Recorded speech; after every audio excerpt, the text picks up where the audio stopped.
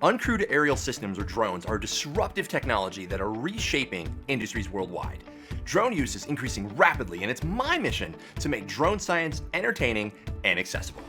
Before we start, I want to share something that can transform your drone program. We've worked with over 50 enterprise programs and found the exact factors that separate struggling operations from those that deliver millions in ROI.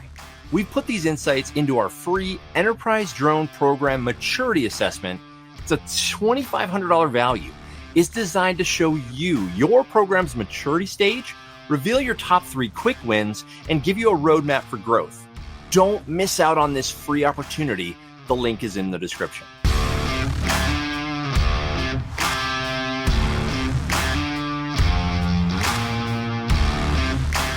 Hi, everyone. It's Jason San Souci with the Do You Know Drones podcast. And you know what? I'm honestly just kind of blown away by this event. I am sitting here with the organizer, CEO, grand poobah of Kelly Hills Unmanned Services, Lukas, my man. Holy crap. Welcome to the show. Yeah, thanks, Jason. Wow. Happy to be here. Dude, I mean, look, you are one of those people that is slightly beyond visionary, because it's not just because visionaries can have visions and they can do things and they can do some things, but like people that actually put it into action, make the connections and just go, like, man, there are not that many of them in this space. There are not. And I am just honored that you are here on the show with me right now. And we're just, man, I love talking about the now. What do we think is going to happen? And so my first question for you, sir, is, look, based on where we are right now, and I know your expertise is in the ag space, where do you think is possible to be in 3 to 5 years? Yeah, well, obviously, thanks for coming. Thanks for the kind words. It does take a little bit more than vision, right, to pull off some of these futuristic situations and scenarios that we're talking about. And so where I think it could go in the next 5 years, I just reflect on where have we come in the last 5 years. We've come a really long way. I mean, we're talking about the early DJI, the MG1P or whatever. Boy, I mean, DJI made amazing strides in that 5 to 6 year time frame. They're out with the T50 and the T40 and bigger. We see more advancements just along the way. I think as some of these other companies start to gain some footing, some traction, a lot of the market is primed. So when you think about end users, a lot of them know they want a drone. They're not sure which one to pick. They've used a drone before, and they kind of know what they're looking for next, which is new, because when you start an industry, then you're trying to figure out, does anybody actually want what I'm building and trying to sell? And we know that there's want and a need and a market demand, and now it's who's going to fill it, how, and we get to see it just kind of fill in. And I think we're going to start to see a lot of manufacturers coming out of the woodworks, if you will, building a lot of cool products that suit different situations, different growing regions for agriculture. And I think in the next 5 to 6 years, we'll have a handful, 10, a dozen plus just name brands that are like, hey, that's a good drone too, and I use it in my operation, and this is why. So I think that's where we're going to go in the next 5 years. More options, starting to address certain problems that growers have in their operations right now. That's where I think we'll go in the next 5 to 6. I love it. And it really ties into your tractor analogy, which everyone is talking about. Everyone loves it. It's a good one. No, it's a good one. I love that you love metaphors. And like that's last year it was that we were talking about air tractors, and everybody wants to know, well, you guys have air tractors. What are you going to do with drones? And I said, well, cowboys still ride horses. So the ag pilots are still going to fly that plane around. And they're always going to be that cowboy in the air, and they'll be able to do that as long as they want, because cowboys still ride horses for a reason. The dirt bikes and the 4-wheelers just don't work in certain ranches and areas. That's where they'll be. And this year it was, having our tractor moment. And so who knows what next year will be, but looking back on history, you can see a lot of really interesting, they say history repeats itself, but there really are some interesting parallels in some of this that I don't see why it wouldn't repeat.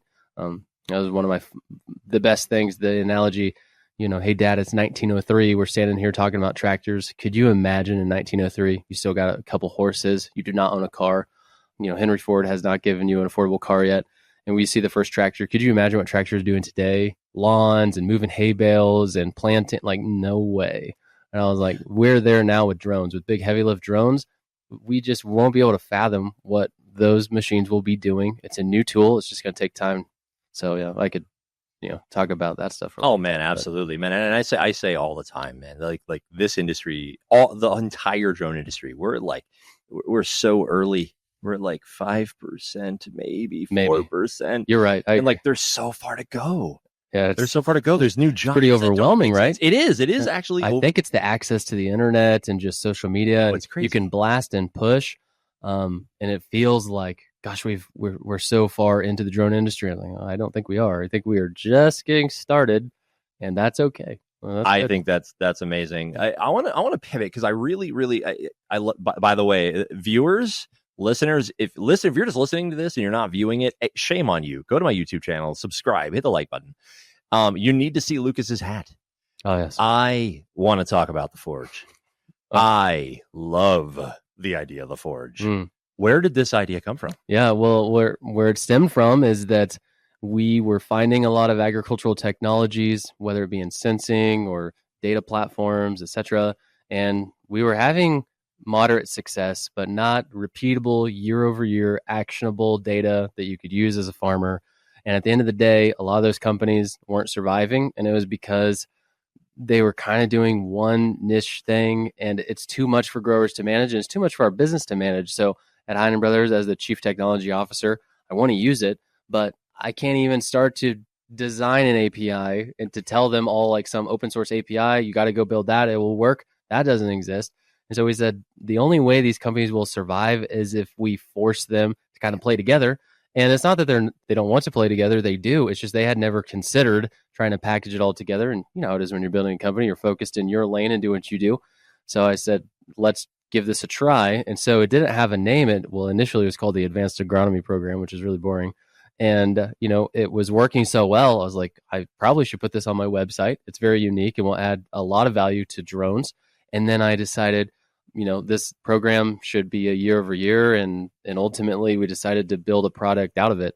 And the companies we were working with were really excited, because you could imagine you're building a drone you are building a software company. Somebody else comes and says, I'm going to package you together and make this a different product.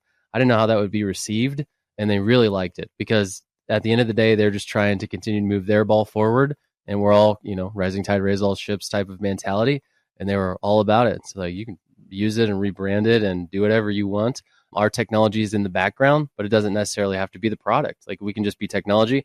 And it's a fantastic parallel to the web, right? When you think of websites, you just log onto the web. Oh, no big deal. All of these, multiple hundreds of thousands of plugins are just working fine. And all my videos are constantly playing. And, oh, no big deal. I mean, that is basically what we're building now. The browser seems so simple. You pop up a URL. Oh, it's there. You take it for granted. This will be very similar. There'll be so much running in the background when you use SpraySense, our new product, that we're hoping over time we can curate it and make it unique for every grower. And then it just operates and you start to take for granted all the little pieces in the background that are running together. But I guess somebody has to help orchestrate it, and we're going to give it a shot. I think it's a brilliant idea because it's focused on the solution, it's focused on the problem, it's focused on the customer, and it's almost agnostic. But you're like, look, our first cohort of the Forge, and I do hope there are other cohorts, by the way. It would be silly for there will be. I just don't know. I mean, if not, I mean, if you need help, I mean, this is literally what we built Drone Ops USA for. Yeah. So like I said, I think that's the mindset thinking, the solution architect thinking around that is exactly what the industry needs. It's exactly what the farmers need because there's so much out there. Mm-hmm. Like I've had this conversation. It's overwhelming in utilities. I've had this conversation in oil and gas, and there's just so many disparate pieces, and everyone's so confused that programs rise and fall because they couldn't make a choice. Mm-hmm. It's like analysis paralysis, and it's crazy to see that because it's not simple. It's not simple. It's easy, but it's simple, but it's not easy. That's what I meant to say. It's simple because it is simple. You're like, okay, I'm just gonna do. That's not easy to do, but that was simple to do. It's like, oh my gosh, just Forge these things together. That's right. Call it a product. Put it Make it under a tool. banner. Make it a tool. Yeah. Yeah, it wasn't until a couple weeks ago I was like, if it's already a tool, then I guess I just made a digital product. You did. I should just call it something. You should. No, I So mean, off we that's go. so much fun. That's so much fun. Pretty cool. Yeah, I'm My glad man. you appreciate it. I do. You I can mean, see it too. I saw it and I was like, oh, this is amazing. I was elbowing Nicole. I was like, oh my God. This is Well, this. Those are the types of interactions or reactions that we enjoy, because sometimes, it is way outside of the box thinking, and you got to be careful, right? Because at the end of the day, it is ROI, and this is based around ROI. That's what it's based around. Yeah. It's not just based around trying to make some pie in the sky type of product. It's what's working and how do you make it work better. And yeah, so the Forge is fun, and I think it pairs very well with autonomy in many avenues. And as you kind of see where our business is going now, it's not just agriculture, it's package delivery, it's rural hospital logistics. I mean, we're not too far from Kansas City here, but it gets really rural once you get to Denver, and then when you go west of that, it gets rural again. And there's a lot of situations where what we're building and testing here will be used in those communities. And you're right, I think there's equal opportunities in deliveries and utilities, So many industries. all that. So Oh my gosh, it's such a Yeah. great idea. Well, you know what else the Forge goes really good with? No. Beer. yeah, that's true. Yeah, It does. Yeah. And there's got some. there's beer. I did see that there was beer, and Yeah. I know that we're a little ways off, but there's Kansas finest. Kansas's You finest got beer. it. You got it. I kind of feel like there's a rivalry between Kansas and Colorado over There beer. is. I think it's a long-standing rivalry. I think Yeah. it is. Yeah. Wyoming's never been in the race, No, but like Kansas, though I enjoy Wyoming. Yeah, never been in. Yeah, these are local ones, and there's been a kind of a rise in some of these craft beers. Oh, And so around here, craft beers, we're like, we're not going to mess with that. We're going with solids, right? You're going to do a Busch Light or a Coors or something like that. But my favorite is a company just right down the road here, about an hour, and the beer is called Life Coach. Life Coach. I did see that down there. It's perfect, right? I mean, sometimes a beverage is your life coach, and it's actually a play on words because it's the little carriage that people used on the Oregon Trail. So yeah, I think it's great. Kenny Chesney would love this. I mean, if it was only just 25 steps from the back door to the beer store, it does sound like Kenny Chesney. No, I like it. He would drink a beer called Life Coach, I believe. Yeah, That's I think he would, amazing. and he would love it. Lucas, thank you. Thank you so much for having us out. Thank you so much for letting me set up this elaborate spread, Yeah, thanks for coming. talking to some people, and just letting us, Journoffs USA do our thing. And my man, please invite us back. All right, this I is will. awesome. Yeah, don't worry. We'll take a couple days breather and probably Yes, start please. planning Like for go to next year. Mexico and come back, whatever. Yeah, Yeah, it's all good. A lot of tequila. we'll go. Yeah, off the Fantastic. grid. Just- Awesome. Well, disappear. listeners, viewers, thank you so much for being here. This is going to wrap up the series here at the Kelly Hills Ag Field Day in Seneca, Kansas. And just once again, thank you, Heinen Brothers. Thank you, Lucas, for having us out. And we're out of here. See ya. See you. Thanks.